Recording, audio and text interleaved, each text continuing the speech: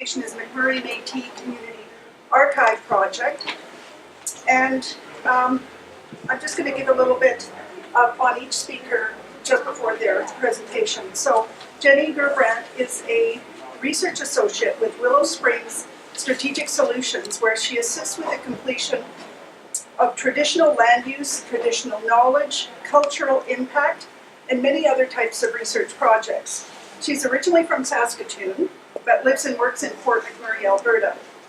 Jenny holds a BA in anthropology from the University of Saskatchewan and is defending her MA thesis in environmental anthropology at the University of Saskatchewan on December 1st. So that's kind of exciting. You must be thrilled that it's coming to completion. Yes. Her thesis is entitled Energy Uncertainty, Investigating the Effects of Energy Development on the Woodland Cree First Nation. Jenny is the recipient of the Social Sciences and Humanities Research Council Bombardier Graduate Scholarship. Her academic interests include oral history, cultural anthropology, the anthropology of energy, and political ecology. Carmen Wells is a Métis community member in Fort McMurray, Alberta. She's a heritage and traditional knowledge administrator for the McMurray Metis. She works with the community and consults on traditional land use studies, cultural impact assessments, and community-based projects. Carmen is currently working towards a BFA at Keano College.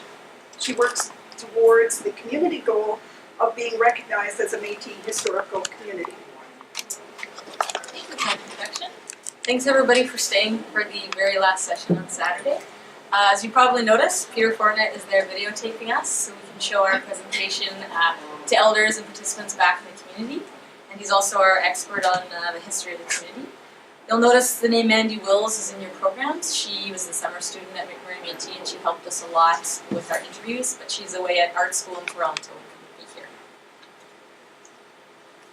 Today we will begin by providing an introduction to the McMurray Metis community. We will explain the purpose, process, and results of our project. We will also use a selected number of photos to tell the McMurray Metis community story. It was very difficult to choose only a few photos from the hundreds we were shown. Our community has a complex historical and current context, and these 10 photos are simply a snapshot of what we learned about the community during this project. We will discuss the project and the bigger picture. Finally, we would appreciate your questions or comments about our project. I'm going to provide a bit of a summary of the context of Fort McMurray.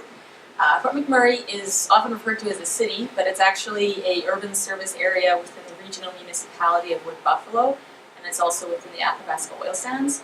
It has a bit of a fluid population. I'm going to call it 80,000 people, but with the downturn in oil prices and with temporary workers, it's quite a fluid number. Fort McMurray is located 430 kilometers northeast of Edmonton, Alberta.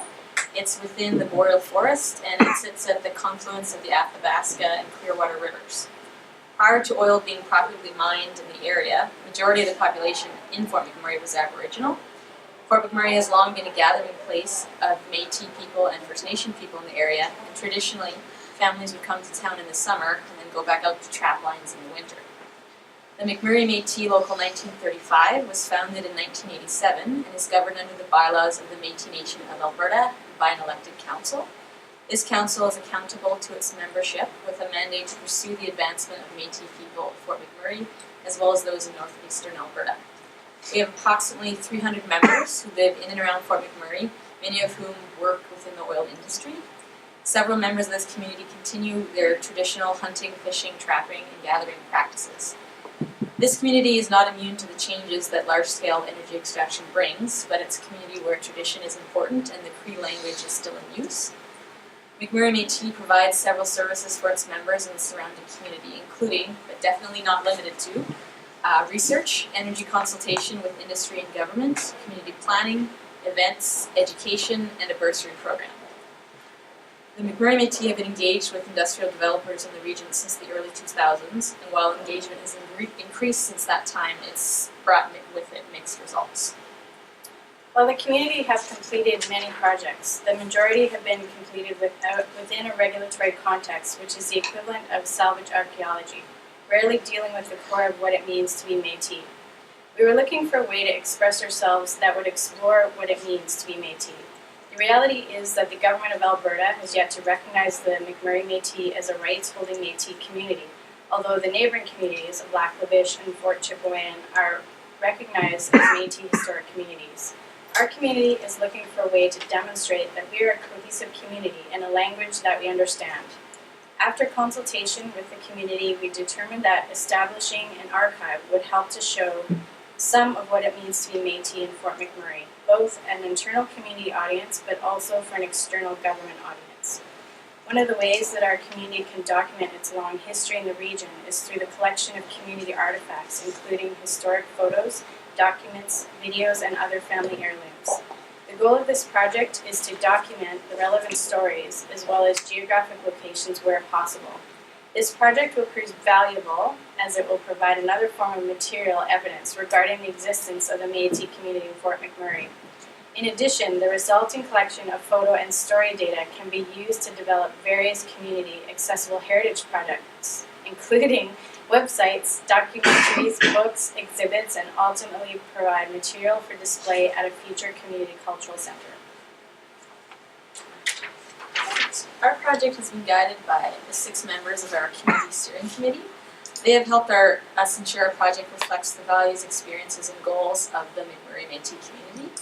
We completed some of our interviews in participants' homes, some in the office in our boardroom, which allowed us to blow up tiny historical photos on a screen like this, which a lot of our participants appreciated. And we did one interview outside a trapper's cabin using a power inverter to plug in our scanner. Some participants had 20 to 30 photos, some had over 100, and some had several hundred, so we scanned their photos before we interviewed them. One of our participants didn't have any photos, so he was interviewed about the heirlooms and items that he's donated to the local over the years as part of our museum collection. We've interviewed 14 people and done 12 interviews. We've scanned 961 pictures, and we have several hours of audio and video data as well. The pictures you see here are taken from a very rainy attempt at an outside interview, in which we ended up coming back to the office and going through some photos and heirlooms, and then interviewing these folks 2 more times after that.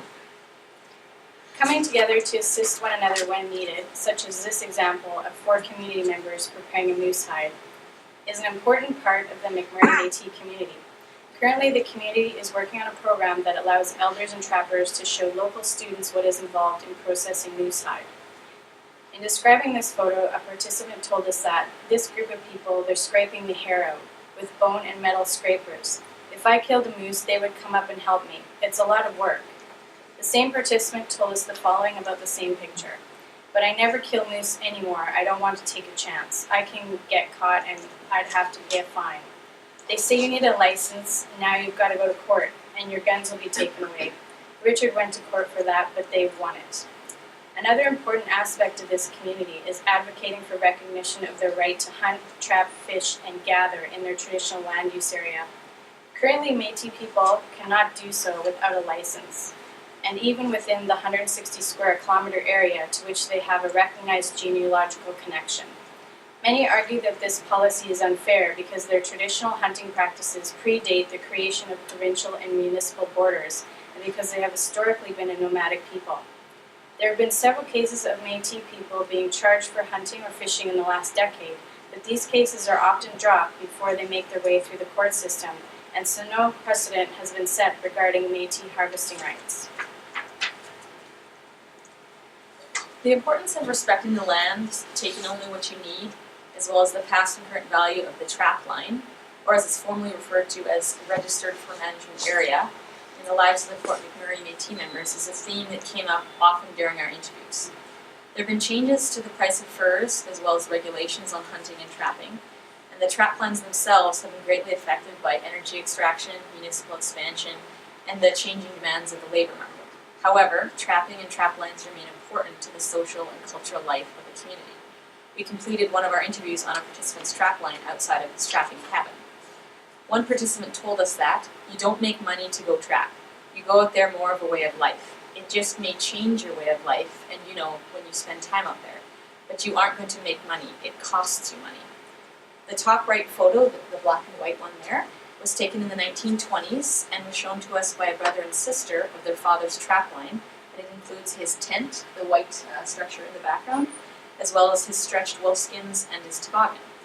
The bottom left color photo was taken in the late 1970s and is an example of the continuing importance of the trapline. The participant noted, "They're making bannock sausages there, just cooking outside. That was the trapline. They just went out camping. They all came out, all of the families that came out then, we'd go visiting to other traplines." Berry picking was important in the past and still is today as a traditional harvest method, a social activity and a way to learn from elders and create community. When he showed us the top right picture, one of our participants told us that everyone would come spend a week out there. They would just come out. Everybody would always come out and just go pick berries. Another participant told us that my grandma used to take us out to the bushes.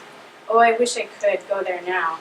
Remembering all the memories, going through all these little places where we picked berries, and we used to always go. We started off behind their house. As long as I can remember, that area was a little trail. Berries picked in Fort McMurray area include blueberries, raspberries, strawberries, saskatoons, low bush, and high bush cranberries. Many of our participants showed us pictures of family, friends, and children picking berries. During one of our interviews for this project, the elder in the bottom left photo showed us the blueberry patch behind his trapping cabin. An important part of the history of the McMurray Metis is transportation, particularly the boats you see here. At one time, they were the fastest and only way to travel to and from Fort McMurray. They were also an important source of employment and transportation of essential goods. Boats such as these were shown to us in over half of our interviews. The top right photo was shown to us by a gentleman who had worked on and traveled on these boats. We interviewed him and his wife together, and they stated that this is the paddle wheeler, the steamer. That's how people were able to travel throughout the north, was by taking these trips on boats. There was no train going up north in here, and meals were provided, and it was a nice way to travel. There was always traffic on the water. The bottom left color photo was shown to us by a family who spoke about their family members' work on the boats, as well as the importance of boats in the Fort McMurray area. One member spoke about his own work on the boat in the picture. He said, "I was a deckhand then on the Radium Trader. I would basically tie up barges, unload barges, make up tow, clean, and paint. I was on the boats from 1971 to 75. My father, he was a mate or second in charge. I worked underneath him and the captain on the Radium Trader at the time." Another member of the same family spoke of the importance of the boats as compared to the trucks that we see on highways today. He said, "So that's the river version of the trucks you see on the highway." Themes common to our interviews for this project include making things by hand and helping others when needed. These pictures are just two examples of these themes. Our oldest participant showed us many pictures and told us stories about her sewing. She had made beautiful and intricately designed parkas, mucklucks, and other items for her family, friends, and fellow community members. The top right picture was taken in the 1960s and features this same participant hard at work. About this picture, she said, "I did a lot of parkas. You'll see more of me doing parkas for people that need it. And I never charged anybody. They bought the material and I just sewed it. Sometimes I did the embroidery work. I think that there were 3 Philippine teachers that came from Manila and they came to Fort Chip to teach, and they never knew what it was, winter or Fort Chip. And I made all their parkas and their mucklucks." Many of our participants told us about making their children's clothes themselves or their parents and grandparents doing the same for their children. The bottom left picture was taken in the 1940s and features this participant's daughters in homemade clothing around the time they moved back to northern Alberta from the Arctic. "Oh, these are my 3 little girls. I made their parkas and mucklucks. And that's when we came out of the Arctic. And their parkas are all fancy work. I made all of their clothes." The importance of the cabin was and still is an integral part of this community, as shown by the many different ways that participants in this project spoke about cabins. We were shown current pictures of cabins that are 60 to 100 years old, and even, as I mentioned, a model of a trapping cabin that one of our elders made and donated to the local. The top cabin photo, which is black and white, was taken sometime between 1930 and 1950 and was shown to us by 2 of its owner's sons. They told us that, quote, "The remains of this cabin are still left on the shore at Devil's Elbow. Dad trapped into the 1940s. He had his dogs on the trap line along the river. He fed the dogs a mix of dog food and fish. The fish helped their coats and their layer of fat for warmth. The middle color photo is quite recent, and it depicts the cabin of a local Métis family, which is currently used by the daughter of the man who built it. The bottom photo was taken of the model I mentioned that one of our participants made. We talked about this cabin, and it reminded him about many stories about life on the trap line and near the trapping cabin. He said, "Yeah, they're similar to that, a trapping cabin that I would use. You've got your door, your little windows you see on the side, the cut wood for your fire, the traps, snowshoes. If you eat buffalo, you can put on a pair of snowshoes and you could walk for 2-3 hours and you don't feel hungry. But if you get moose, caribou, or deer, an hour and a half, right, you want to stop and eat. It has no lasting power." These hundreds of pictures and artifacts, as well as the stories attached to them, have helped add to the complex and current story of the McMurray Metis community. This project has become part of the evolving effort to demonstrate that they are a cohesive community in a language that they understand. Establishing a community archive will help to show some of what it means to be Métis in Fort McMurray, both to an internal community audience but also for an external government audience. We discovered many interesting things while doing the research for this project, and every picture and story we collected, as well as those we have not yet collected, is an important part of the story of the McMurray Métis. Many of our participants were not sure whether or not they had the right photos or old enough photos, so we assured them that we are interested in any and all photos they were comfortable sharing, because we wanted to learn about the past and current story of this community through photos. The problems that this community faces not only include recognition of their long history in the area, but also recognition of their current context and culture as connected to the past and the future. We scanned and discussed photos that range from 2 to 100 years old. Several themes arose during our interviews and data processing. They include family, trapping, hunting, working on the river, the railroad, World War II, cabins, furs, religion, tradition, hard work, and the changes that Fort McMurray has gone through. Some of the most important aspects of this project are its final products and its future use. Each participant in our project has been given a package which includes an interview transcript, a DVD copy of the interview video footage, and a CD-ROM disc with all the photos. We are holding a community gathering at the Fort McMurray Public Library on November 25th, which will feature a printed photo chosen by each participant. This gathering will involve participants telling about their photos and will form the beginning of a month-long display of these photos before they're given back to the participants as gifts and to show respect for sharing their stories. We're going to create a printed photo book in 2016 that will feature approximately 10 photos from each participant interview as chosen by those participants. The book will be available to participants and community members and will be organized using the advice of our community steering committee. We have entered all of the project data into our research database called Community Knowledge Keeper, and we are currently working on turning this project into a website that will be accessible and usable for our community members now and in the future. As we have discussed, the point of this project is not only to honor the story of the Métis people in Fort McMurray and to pass on traditional knowledge to the youth, but also to engage and involve community members and the general public. We hope that this project can be used in school classrooms as well as by the current and future family members and community members of our project participants. Many have commented on how much they enjoyed being a part of this project and that they appreciate having digitized photo, audio, and video for them and their future descendants to use and enjoy. The point on this project was well summarized by a McMurray Metis elder who is a participant and steering committee member for this project. At our September meeting, he remarked that the project and website will provide good visibility and advertising for our community and its rights. Alright, that's our presentation. Thanks everyone for your time, and we'd love to hear any questions or comments that you have.